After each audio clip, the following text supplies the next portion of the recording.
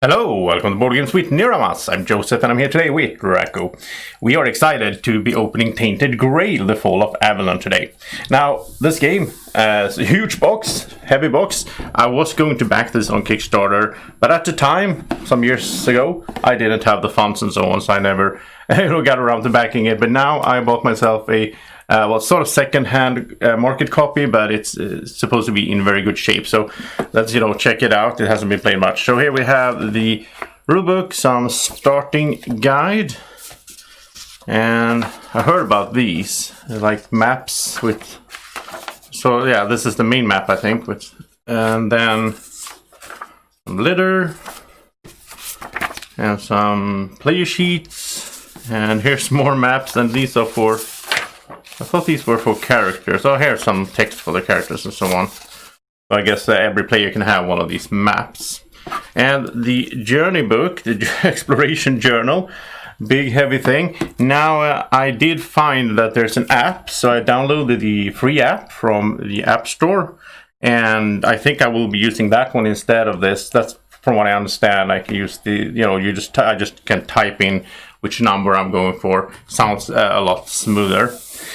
And even though I kind of like, moving the pages around in a book like that, so we'll see.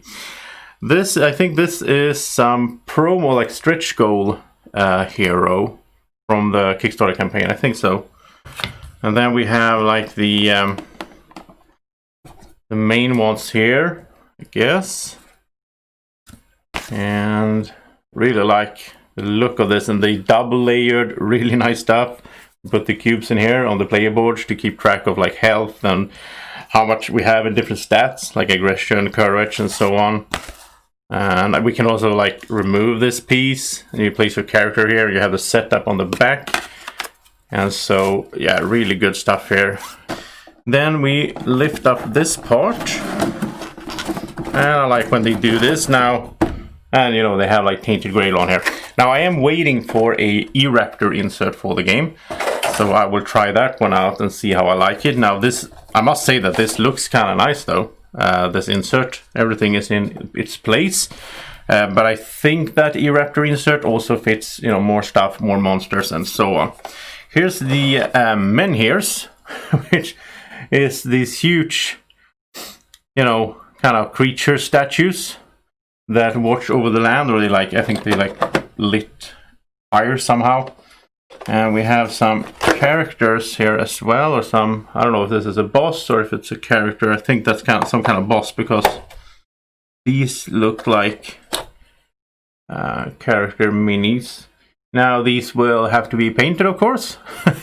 that's how it goes. So I'll give Martin a call.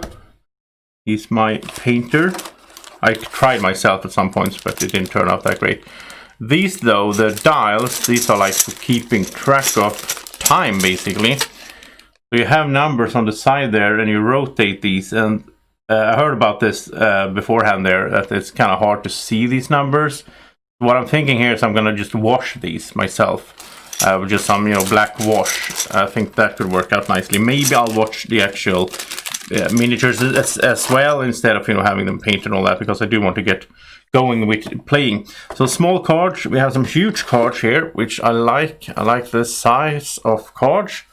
And here's the player aid, so we see the order of the day and some icon glossary and so on. And then I'm not going to show you the actual. I can show you maybe one card in here. Here's the first card, the one you start with. So this is like a map card. So these cards are the map. So this is where you start, and you move your characters to on the card, and then to other cards adjacent to it. And then you can also explore the card, which I learned. Then you can flip the card over. And what do we have here? Some cubes. So some purple cubes and some red cubes. And it's a very smart system, I think, in this game. Like, the red cubes are everything. So if I have some food, I put some red cubes here. If I have some wealth here, and reputation, experience. And it's kind of like Terraforming Mars, where you use the same thing, but you put it in different places, and you represent different things that way. That's a easy and smart way to make a production, right?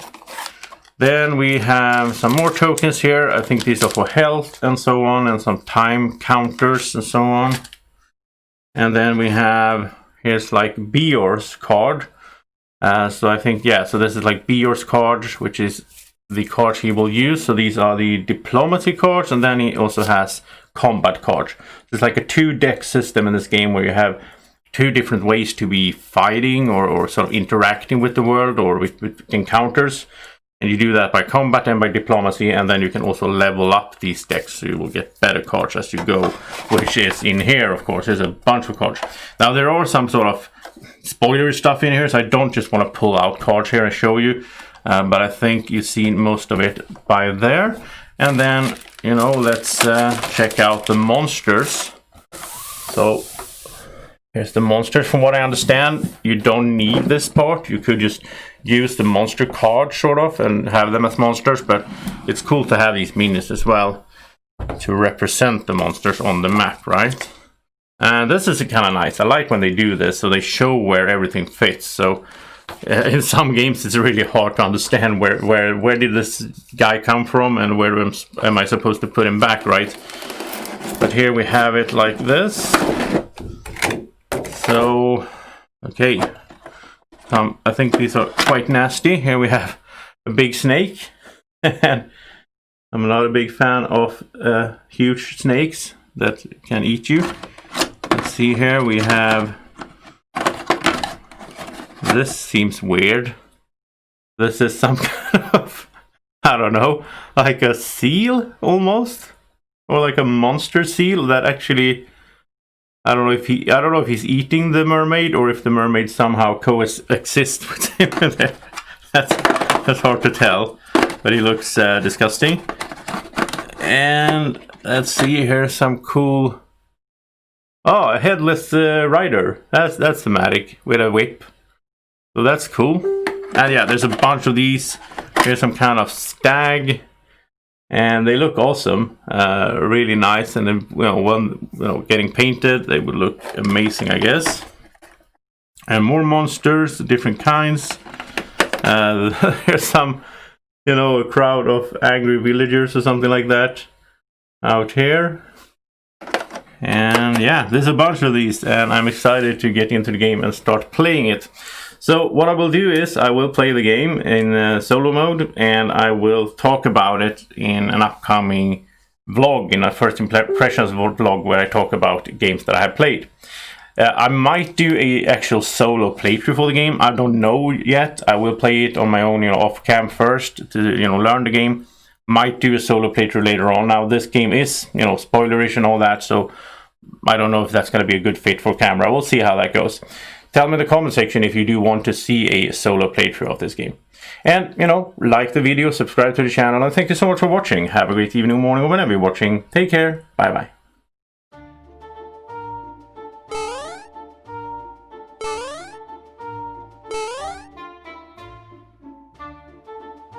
Be like Drako. Follow Board Games with Niramas on Facebook at BGW Niramas.